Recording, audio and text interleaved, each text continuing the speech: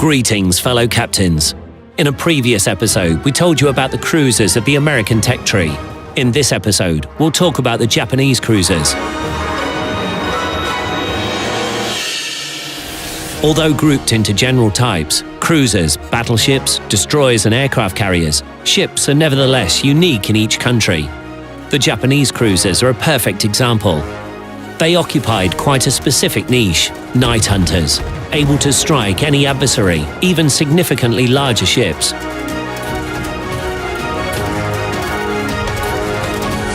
Unlike their American counterparts, almost all the Japanese cruisers are equipped with imposing torpedo batteries, and the damage caused by these batteries increases with each tier. The lower levels of the cruiser branch are given to light cruisers designed to lead destroyer flotillas into battles. They were properly armed and equipped for this role. And starting at Tier 5, players go on to heavy cruisers with up-armored magazines, tapered decks, and inclined armor belts. To tell the truth, the armor on their main battery turrets is poor, and their traverse and elevation rate is not impressive, as opposed to the well-mechanized turrets of the American cruisers. But these weaknesses are balanced by the good ballistics of the 203mm guns and their quantity. And the torpedo belt, with the armor along the waterline of the Japanese heavy cruisers, is second to none in their type.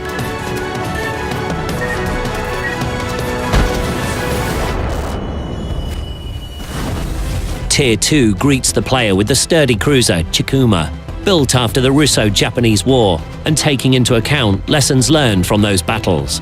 She is fast enough and well-armored, 152mm guns in top configuration. But this ship can't be called ideal even for her time, because of her lack of side armor and a somewhat ineffective placement of the turrets. Yet this distribution was typical for ships from the end of the 19th through the first 2 decades of the 20th century. The 2 cruisers that come next, Tatsuta and Kuma at tiers 3 and 4 respectively, are a bit closer to being ideal. They are high speed and maneuverable. Designed for leading destroyer flotillas, these cruisers are actually enlarged destroyers. The power plant takes up the whole interior of the central hull, from bottom to upper deck. As a result, they frequently suffer critical damage. Compared to their predecessor, the artillery changes 140mm rapid-fire guns in single gun units. Torpedo tubes appear. Coupled with high speed, these weapons make Tatsuta and Kuma ideal for aggressive attacks using combined torpedo and artillery fire. The first heavy cruiser, Furutaka, awaits the players at Tier 5. Together with Aoba, a Tier 6 ship, she makes up the first generation of the Washington Treaty cruisers. They were the first to have reinforced armor on the magazine and main gun turrets. With their high speed, these cruisers can effectively fight against light enemy ships, while their torpedo tubes and good guns allow them to fight against battleships as well.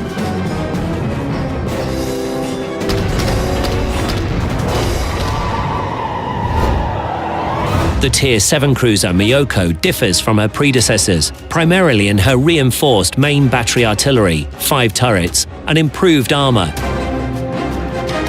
including a torpedo belt that is really impressive for a cruiser. In turn, her immediate descendants Mogami, Tier 8, and Ibuki, Tier 9, are upgraded versions of Miyoko. They have better developed armor and are initially equipped with pretty powerful AA guns.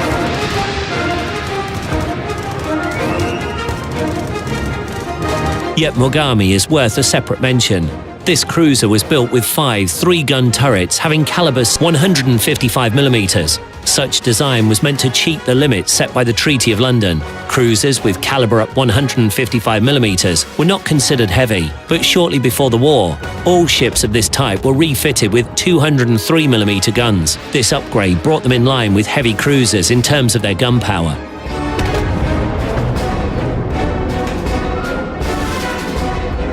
Both variants are available in the game, and players are free to choose what they like most. Good one-shot damage with slow loading, or a constant flow of relatively light shells.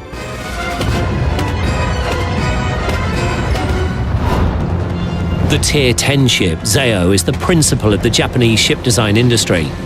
It was not built in reality. There was only a heavy cruiser project dated 1951. If the project had been implemented, Zao would have been the most modern and powerful among the Japanese cruisers, and one of the top cruisers in the world. 203mm guns are assembled in 3 gun turrets, as on American cruisers, but Zao has 4 such turrets, 1 turret more than her American counterparts possess. In addition, the cruiser carries 4 quintuple torpedo tubes. This torpedo battery makes Zao one of the most powerful not only among cruisers, perhaps inferior only to Kidakami, but among all ships in the game. Zao is also second to none when it comes to torpedo defense. Summing up, we can say that the Japanese cruisers are unique in many aspects and differ from cruisers of other nations. Their main features include good dynamics, plentiful artillery, and powerful torpedo batteries.